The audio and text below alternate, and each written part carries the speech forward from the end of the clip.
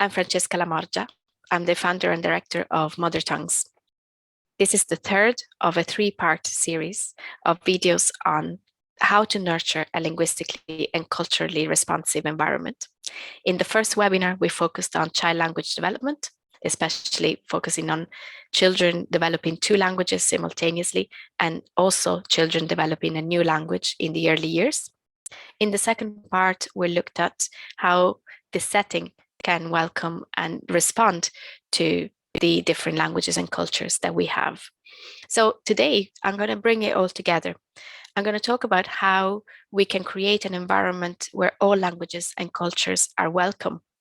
And I said in a previous webinar that this is a topic that is very close to my heart. So before I really get into the perspective of yourselves, the practitioners, I want to tell you a bit about my own perspective, because I discuss this topic both as an academic and as the director of Mother Tongue, someone who sees bilingual families all the time, but also I come to this as a parent and as a child myself and grandchild.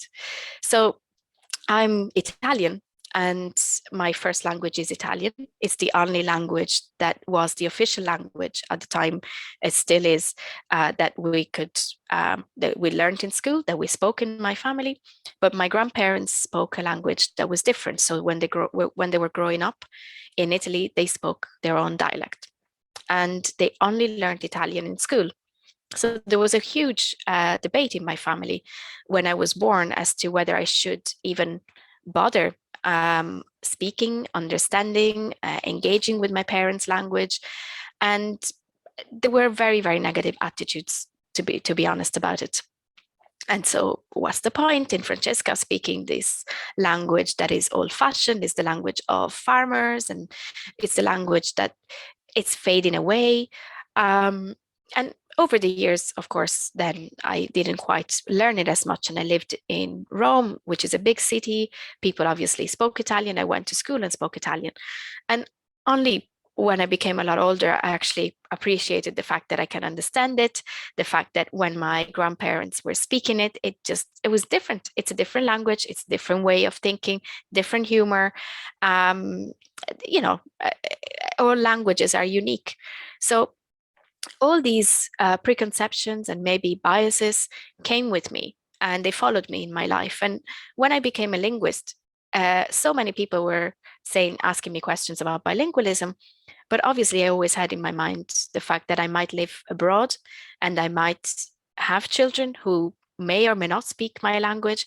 And so these questions have been part of my life since the very start. When I had my first child, we were living in the UK.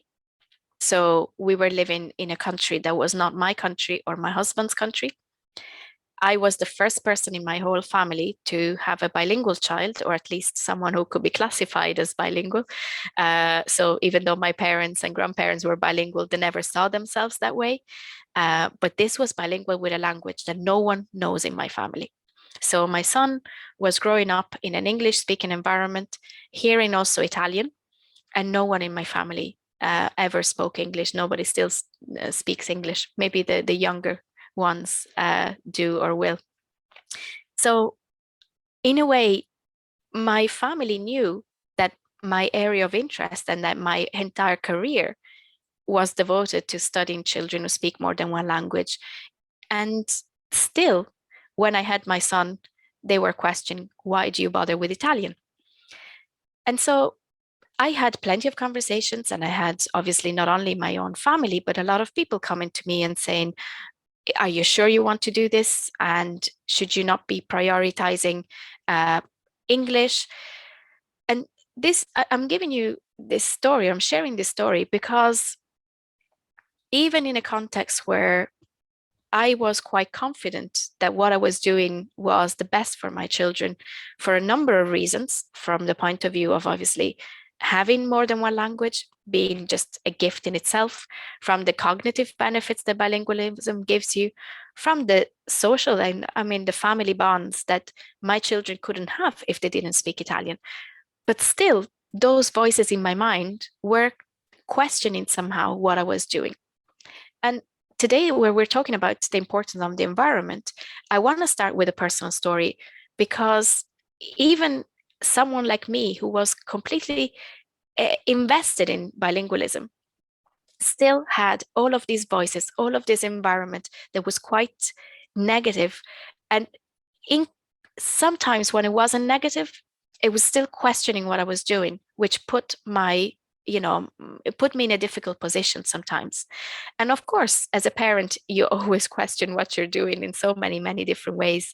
But again, I hope this is a useful story, because something that we often don't think about is that parents who are raising bilingual children, or parents who are arriving, they're new to Ireland, they may not have grown up bilingual themselves. So they may not know what to do. This might be a completely new experience to them. So what do? They rely on what they see on the internet. They rely on your advice, and that's why your advice is so important. They rely on maybe something that the GP or the speech and language therapist might say, or the public health nurse. So this is why the environment, a positive environment towards multilingualism, is so important. And there's, I'll never get tired of saying this.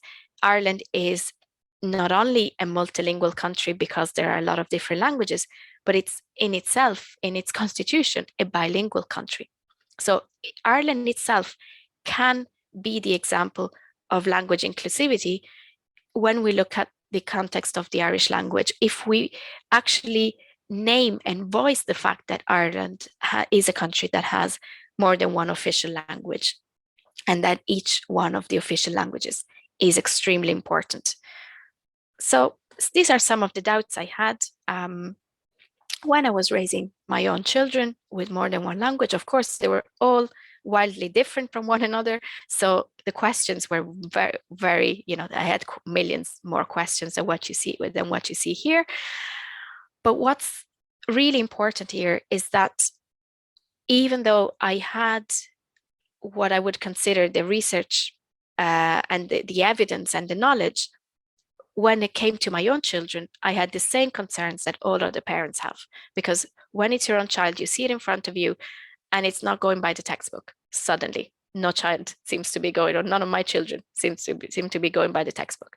So I really did wonder a lot of the time if me speaking Italian to my children would make them feel different, and if that would be seen as a good thing or a bad thing. I see them as my own children, but I don't know how they are seen in the early childhood setting.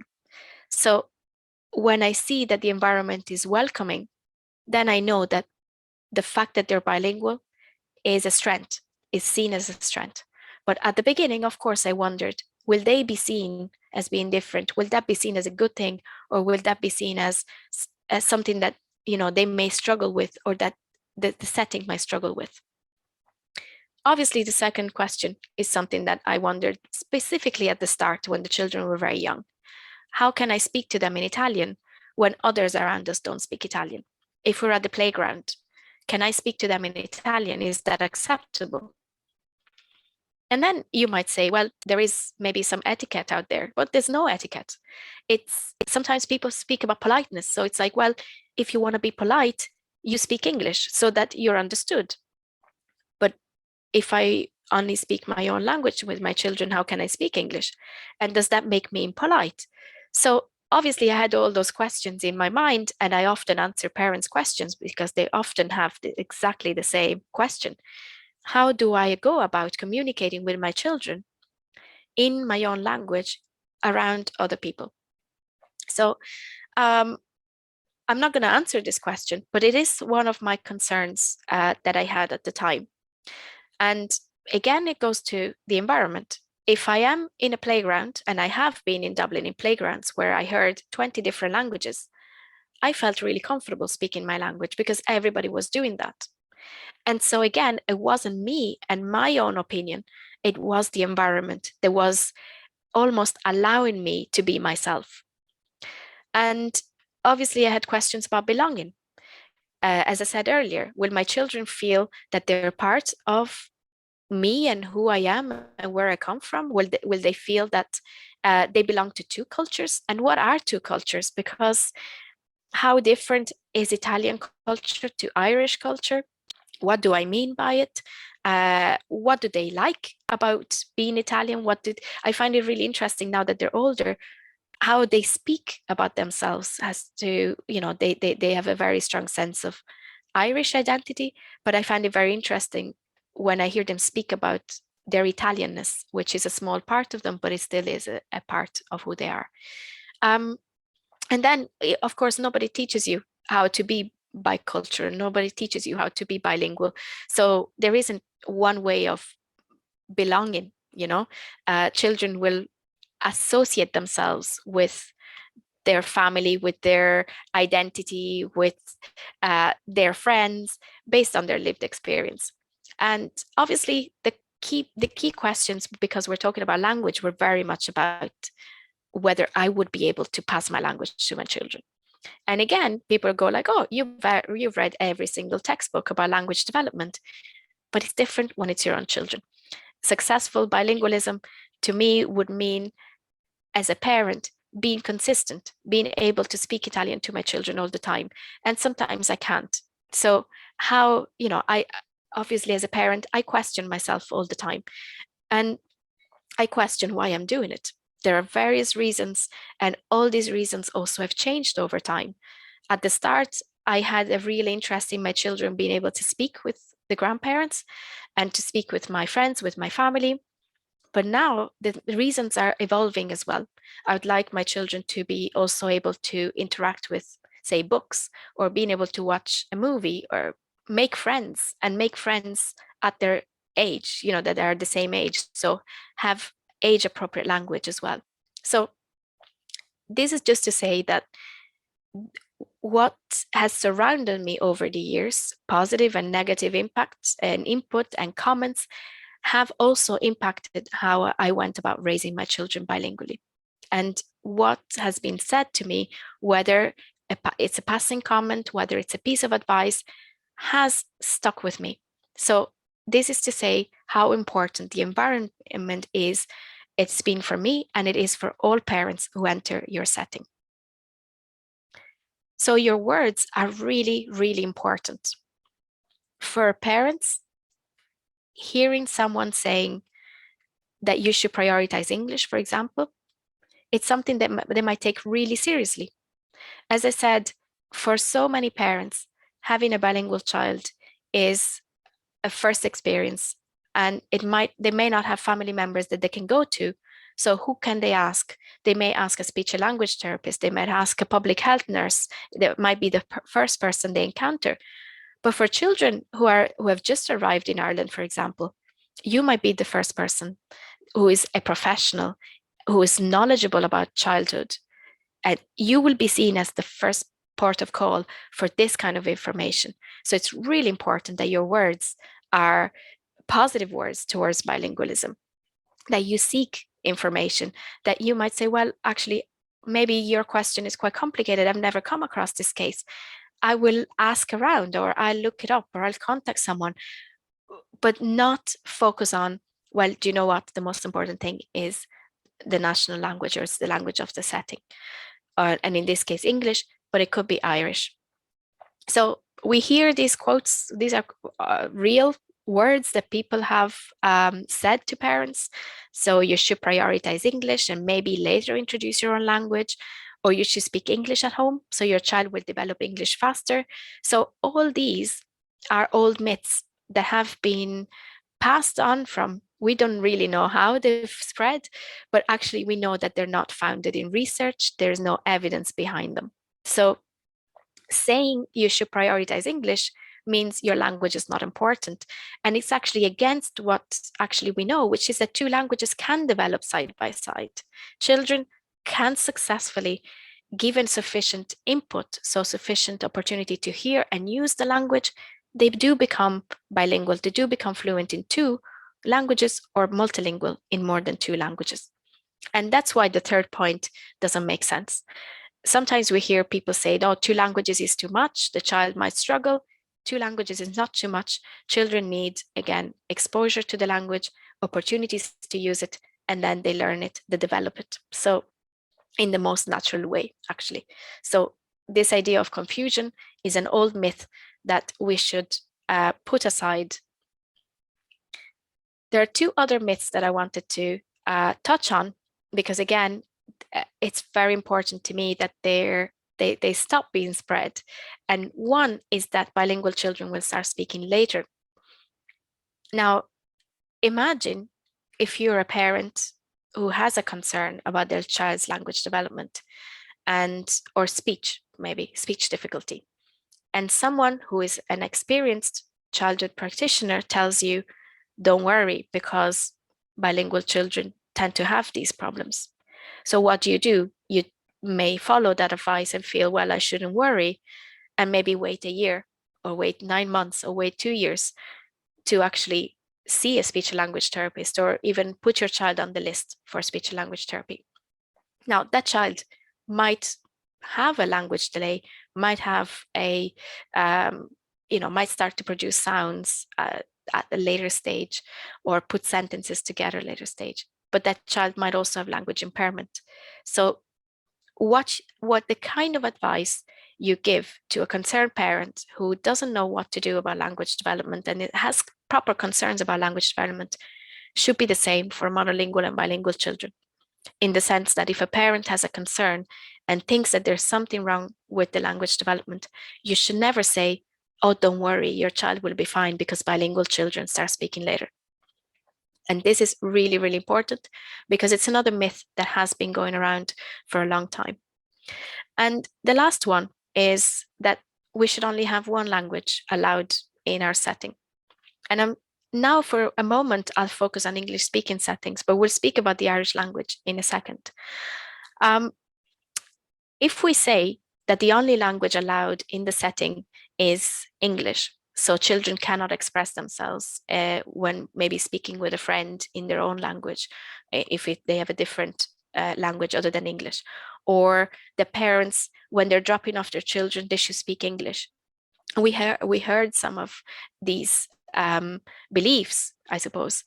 Then you're closing the gate. You're saying there's only one language that matters to us, and that's the English language, and the other languages are not important to us. So all these pieces of advice should be turned into positive. They should be actually a message that turns into our setting welcomes multilingualism. We welcome all languages, and you act upon it as well as giving the message. And parents should be speaking their own language to their children because it's positive for the child's development of language, but also emotional development and for the child's sense of belonging. So there are other questions that I thought I would mention, because again, even though, to me, the environment is not only what you see, but it's also what you hear and the support that you get around you. And parents are really key in this. Parents will come to you with a lot of questions. And one of the key questions is the Irish language, because you might get this question if you're in an immersion setting, in an INRI, for example. You might also get this question from newcomer parents who will say, well, I heard or I read that Irish is the language spoken here, and what's going to happen to my child if we have another language at home? So one thing sometimes I would like to think about is I would like people to think of Irish in some ways as all the other languages. If we are saying we are creating in an English speaking setting, we're creating a language rich environment, then Irish should be part of this language rich environment, where if you're drawing and putting words against pictures, these words can be in English, in Irish, in Swahili, in Ukrainian, and so on.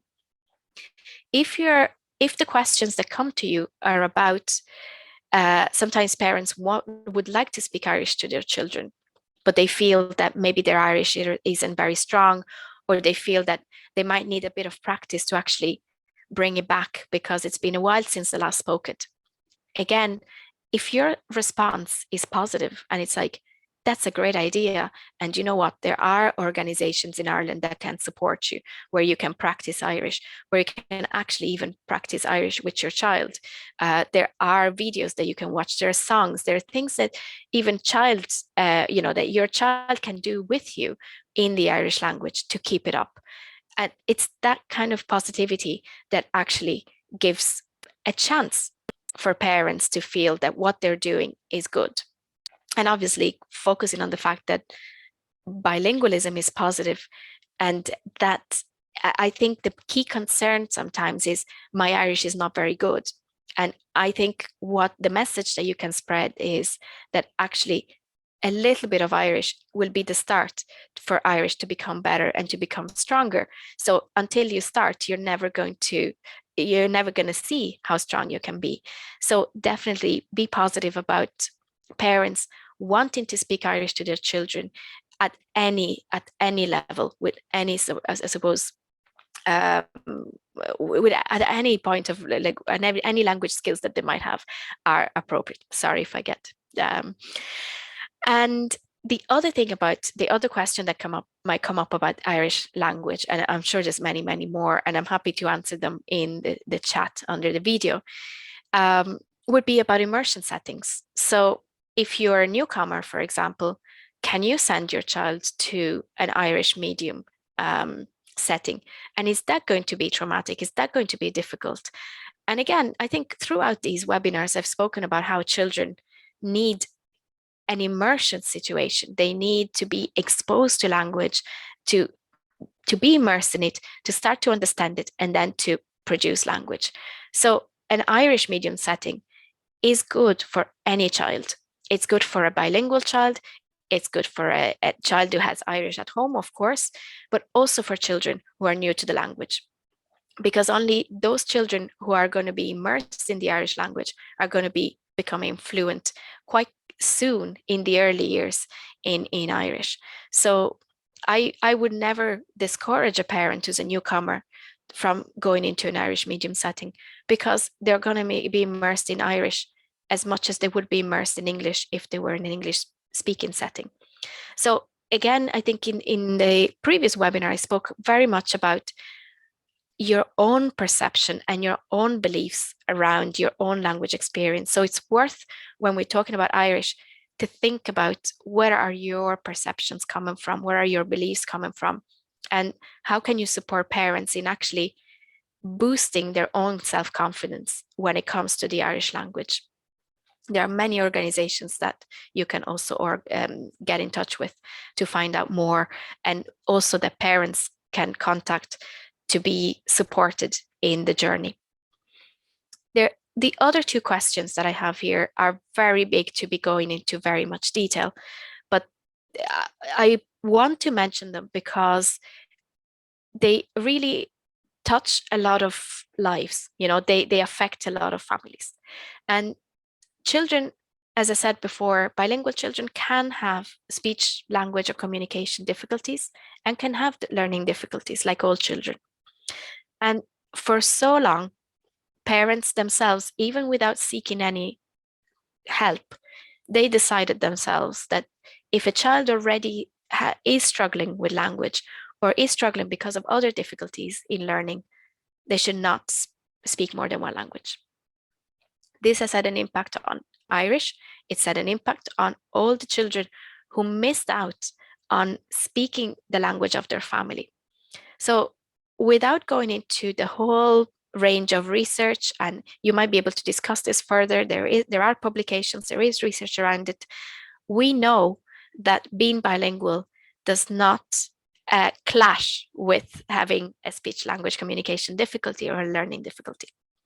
Being bilingual for some children is not a choice at all, but also imagine the implications of not using the language of your family and being completely disconnected, or not accessing the Irish language and not accessing the same opportunities, not only, and I don't mean opportunities in education, but I also mean cultural and societal opportunities and this sense of belonging to the language.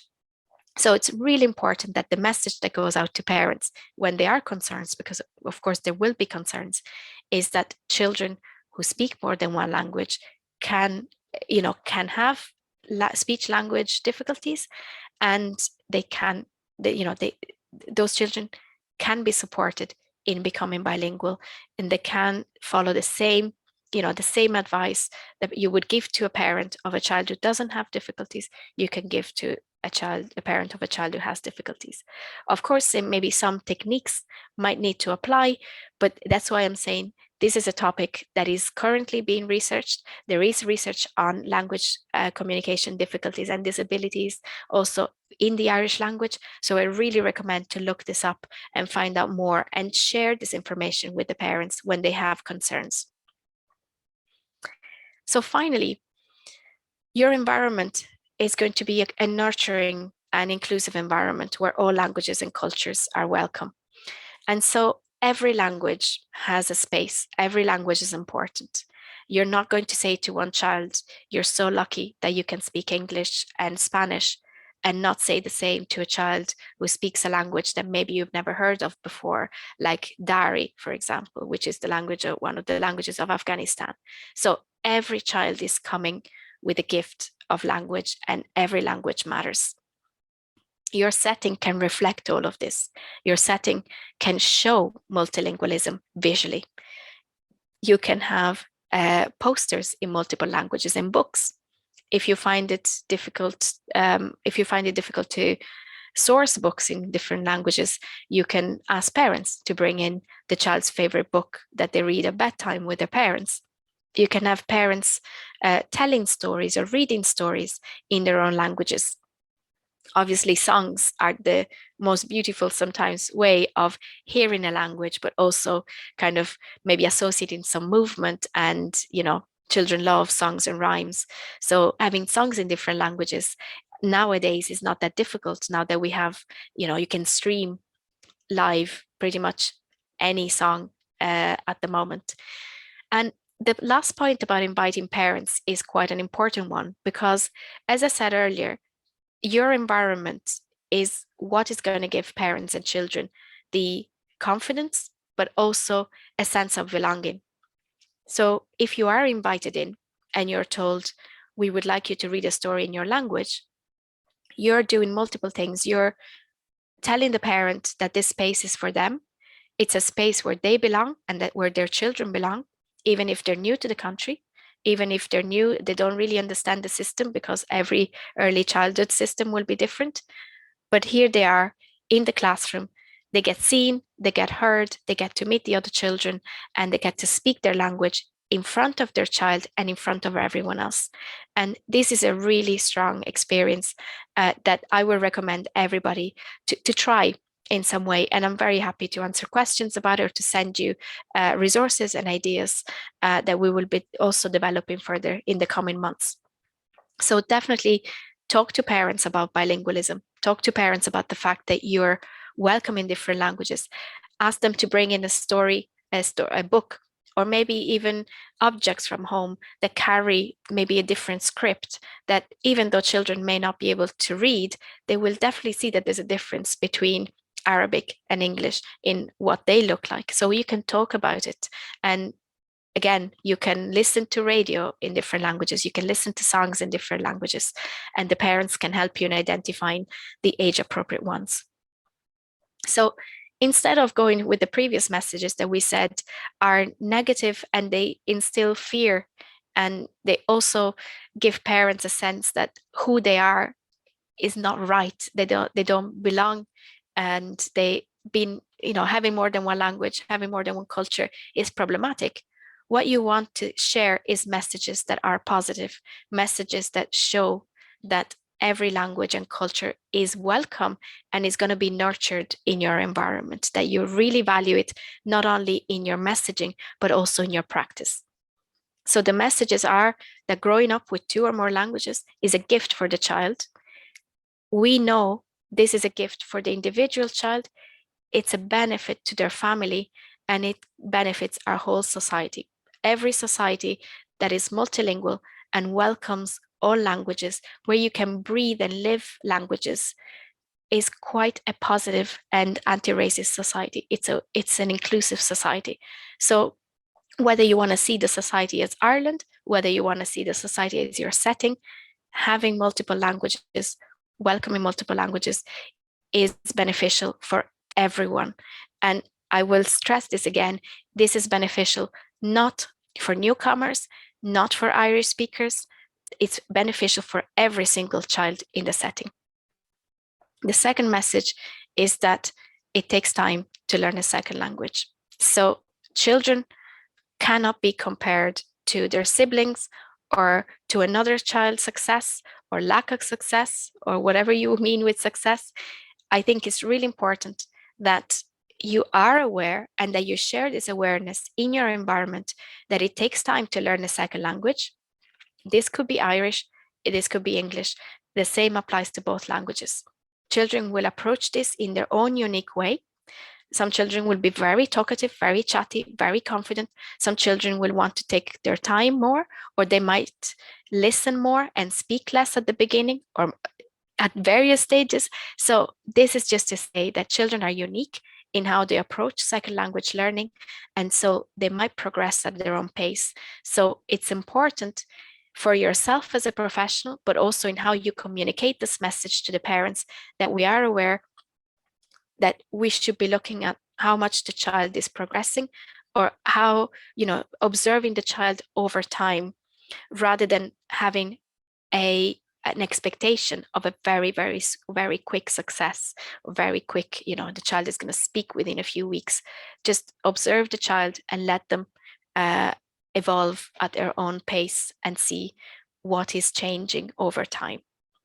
And the third point is obviously it's so important that you're positive about home languages, heritage languages, first languages, mother tongues, whatever you want to call them.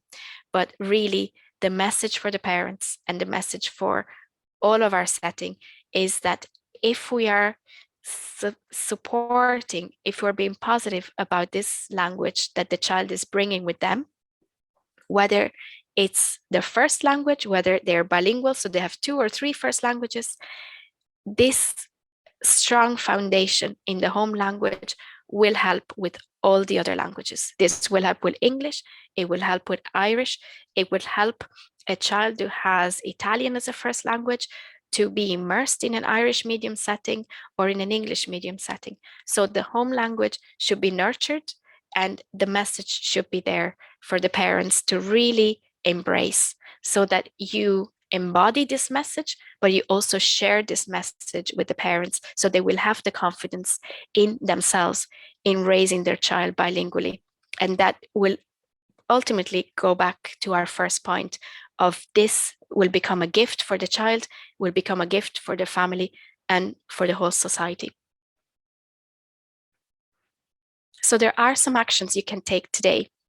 Of course, you can discuss these videos and write in the chat under this video and also look at comments that other people have written.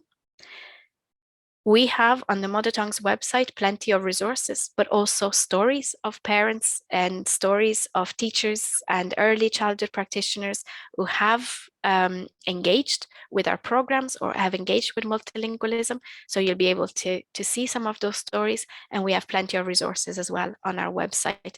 Our YouTube channel has videos with speakers who talk about some of these topics. So you can visit YouTube as you get free access to all our videos, and there's a range of different topics from supporting newcomers in the early childhood setting or to equality, diversity and inclusion for early childhood and much more. And there's a couple of really important videos on how to communicate with parents who are new to English as well. We have a flyer that you can download called Your Language is Important. This is being constantly translated in additional languages. So by looking, by clicking on this link, you can find the flyer and you can also share it with parents. And you can simply download it and send it to parents. And hopefully we'll have more and more language added in the coming months. Early Childhood Ireland also offer a number of resources that can help you to make your setting more inclusive and to look at how you welcome diversity of languages and cultures in your setting. Don't forget to check the Diversity, Equality and Inclusion Charter and Guidelines, which touch on language, but they also touch on many other aspects of inclusion that are really, really important to nurture a linguistically and culturally inclusive environment. So please check out these resources, comment on these videos, this video here. Do watch the other 2 videos that precede this one, and do get in touch if you have any other questions. Thank you.